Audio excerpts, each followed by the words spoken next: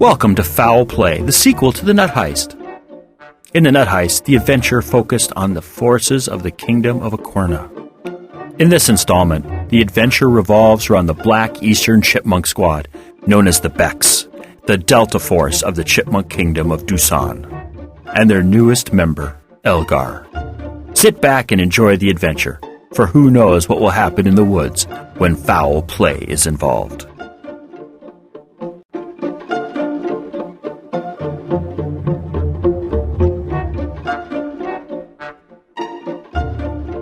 Fowl Play by Trisha M. Wilson.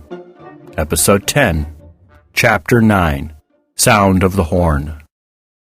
Awake before the sun had risen, Elgar glanced at the sleeping children before leaving camp. He knew that if he was going to get them back home safely and pass the test Eld had put before him, he would have to start working quickly. Remembering how Eld had collected the necessary objects to conceal the shelter, Elgar hurriedly began to search for the materials and food. Having lived with children his whole life, he knew his guests would be hungry when they finally woke up. After a half-hour of work, Elgar came back into camp laden with food, sticks, and foliage. As he put the items down by the fire pit, a noise came from the shelter. Glancing up, he saw the older children beginning to wake up. Elgar was about to say something, but he stayed quiet, not wanting to wake the youngest children yet. Kneeling by the pit, Elgar began to take away all evidence that a fire had ever existed. "Morning," Nesta said as she sat down across from Elgar. "Good morning," Elgar replied in a quiet voice. "Sleep well?" "Kinda. Vanda kept kicking me," Nesta said with a wide yawn. "What are you doing?" Arnie asked, also sitting. "I'm cleaning up the fire pit." "Aren't you going to use it again?" Ebby asked. "Perhaps. I haven't decided yet. It really depends on what happens with you and how long it takes to get you home," Elgar replied. Glancing up at the sky, Elgar saw that the sun was just beginning to awaken for the day. "We will have to leave soon. Nesta, would you wake up your sister and Vanda for me?" "Okay," Nesta replied, reluctantly getting to her feet and walking toward the shelter. From their seats, Elgar and the boys could hear the reluctant sounds of the younger girls waking up. A few minutes later, Elgar watched as the girls came forward to sit. Waiting until they were settled, he turned around and gathered up the food he had collected on his early morning hunt. "Here," he said, starting to pass out the food. "Eat this. You'll need all the energy you can get for today's walk in the woods." "Are you going to take us to Mommy and Daddy?" Adern asked. "I'm going to try my hardest," Elgar said. "Now everyone eat." He waited to make sure that everyone started eating before he got up and gathered the shelter disguising materials. "What are you doing?" Ebby asked as Elgar began to cover up the shelter. "I'm hiding my shelter." "Why?" "'Cause I don't want anyone else to find it and use it," Elgar said, easily as he continued to work. "Don't you like sharing?" Vanda asked with her mouth half full of food. "I do, but I don't want strangers to use my shelter. I want it available if I come back." Ebby opened his mouth to say something else, but Elgar looked at everyone and said, "Is everyone finished with breakfast?" Everyone nodded yes. "Good. Once I finish up here, we'll go. Make sure you grab everything you brought with you." 10 minutes later, the shelter was completely hidden from view, and everyone was ready to go. "Before we leave, I would like each person to get a younger partner."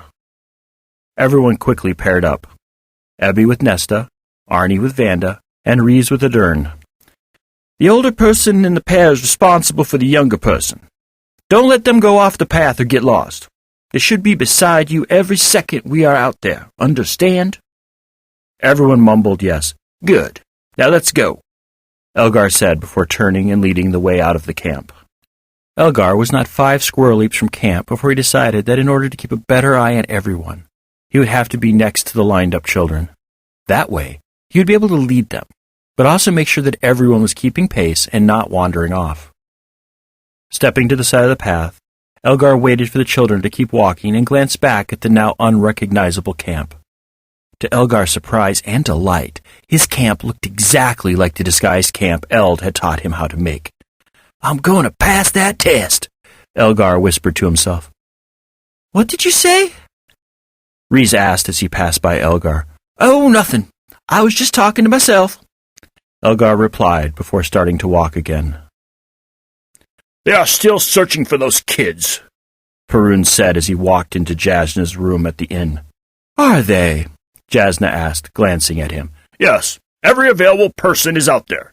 They started very early this morning, almost before the sun was awake. Did you see the Blevins' parents? Yes, Perun responded, sitting in a chair. They looked beside themselves with worry. The squirrel mothers didn't look any better. Of course not, Jasna responded. Could you imagine your children lost in the woods with no food or water? I bet they're positively terrified. Who? The children or the parents? Both.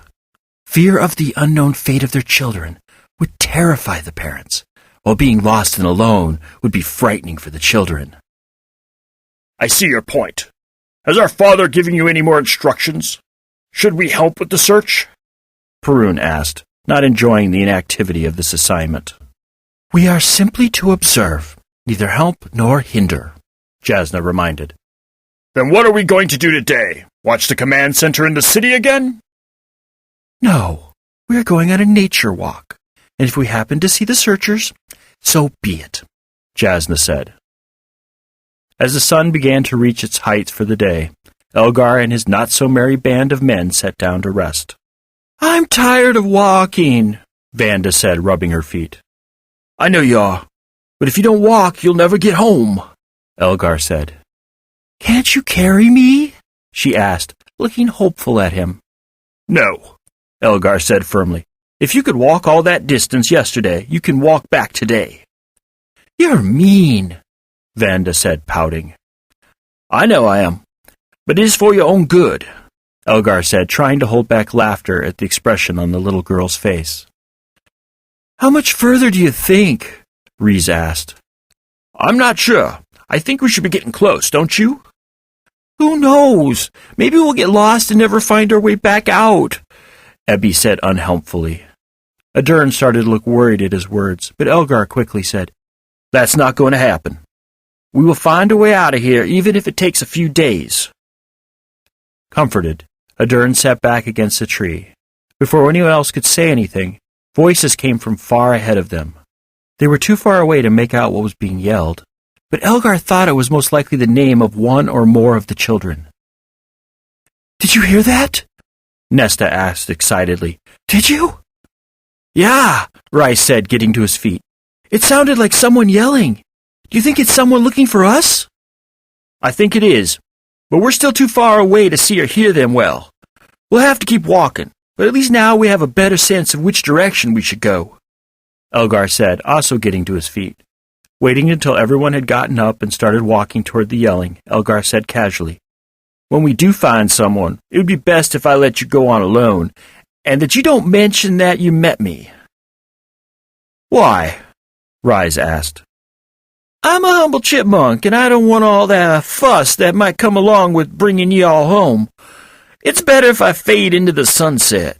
The group walked in silence for another hour before they could better hear 3 or 4 people yelling for the children. Elgar stopped them and said, I want everyone to yell, help. That should bring someone straight to you. You're not going to leave us alone, are you? Ebby asked. No, I'm going to hide behind a nearby bush and make sure that someone comes to get you. Then I'll follow you back far enough to make sure that the person is taking you back home. Don't worry about anything. It will be fine, Elgar said into the slightly worried faces. Thank you for saving us, Adern said as she came forward and gave him a hug. It was my pleasure, Elgar said, returning the hug, which reminded him how much he missed his brothers and sisters. After she let him go, the others came toward him and gave him hugs and handshakes. With a lump in his throat, he said, Be good when you get home, and don't go wandering in the woods again. Pausing for a second to regain control of his emotions, he said, Now, call for help. Moving away from them toward a bush, he listened as they started to yell. The voices that had been calling their names steadily went suddenly silent for a second. Then the sound of running reached their ears. The children looked toward where Elgar was hiding, and he said, Keep yelling! They kept yelling, and the snapping of twigs and branches became louder. "Stay where you are!" one of the voices yelled. "We're coming for you! Just stay where you are!" The children started to stop yelling, but Elgar kept encouraging them. "They won't find you if you don't yell," he said. It took only another few minutes before the first squirrel ran up to the group. Out of breath and looking exhausted, he stared at the children for a moment in disbelief before saying, "Thank the gods you're all right." Then, seeming to realize that he hadn't actually asked them if they were fine, he visually examined each child as he asked, "Is everyone okay? Nobody's injured, right?" "We're fine," Arnie said. "We just want to go home." The others nodded in agreement. More crashing in the forest behind the man announced the arrival of two other rescuers. The woman that appeared looked close to tears, while the man next to her looked elated that they had all been found alive. "We have been so worried about you," the squirrel woman said in a tearful voice. Her arms went out as if to hug the children to her. She somehow restrained herself, however, and wrapped her arms around her own body instead. "Come, children," the tallest squirrel gently ordered. "Let's go home." As they started to walk out of the woods, he said, "My name is Albin." "I am Garrow," the first rescuer said. "And I'm Julia," the woman said, this time her voice clearer. "Do either of you have a horn?" Albin asked as he brought up the rear of the group. "A horn? Why would you need a horn?" Vanda asked. "We need the horn so we can let everyone know we found you. And yes, I have a horn," Garrow said, digging into his bag. A minute later, he pulled out a tarnished horn. Bringing it to his lips, he released an immense sound which none of the children had ever heard before. Garrow blew the horn 4 more times before he took it away from his lips. "That should do it," Garrow said, slightly out of breath. "How far away from home are we?" Abby asked, his feet dragging because he was tired of walking. "It's not too much farther," Julia assured him. "We'll be home before the sun goes to sleep." As the group of 9 walked toward the edge of the forest, not one of them noticed their silent shadow named Elgar. "The horn!" Lucinda said to Roswitha on the outskirts of the forest. "Did you hear the horn?" "Yes," Roswitha said, looking toward the forest, still listening. "They found the children, and they're all right." "How could you possibly know that?" Lucinda asked. "Because that is what 5 blows of the horn means," Roswitha said. "If something had been wrong with them, then there would have been only 3 blows of the horn, and they would have come faster, not as evenly spaced as those were." "Thank the great Dazbog," Lucinda breathed as relief spread throughout her body. "Now all we have to do is wait until they come out of the forest." "Yes," Roswitha said, looking at her maps as if they would tell her where the children were right this second. "All we can do is wait."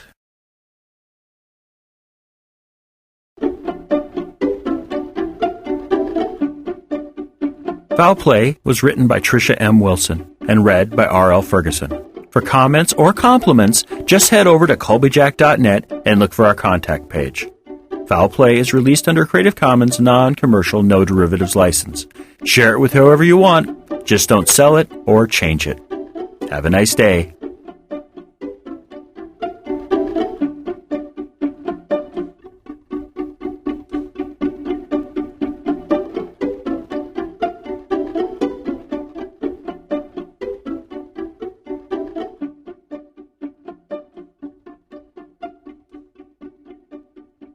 Foul Play is now available in ebook format from Amazon.com, Barnes & Noble, and Smashwords.